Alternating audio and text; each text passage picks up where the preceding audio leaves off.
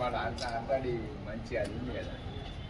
75వసారి రక్తదానం చేస్తున్నటువంటి యువకుడు వల్లంకొండ ప్రదీప్ను ప్రత్యేకంగా అభినందించాల్సిన అవసరం ఉన్నది.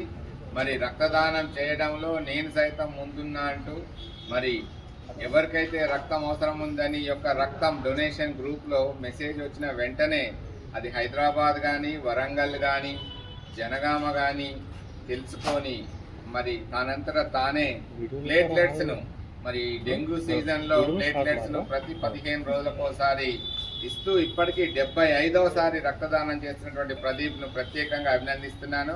ఈయన యొక్క ధైర్య సాహసాలను చూసి ప్రతి ఒక్కరు కూడా రక్తదాతలుగా ఉండి ప్రాణదాతలుగా నిలవాలని యువకుని ప్రత్యేకంగా అభినందిస్తున్నాను.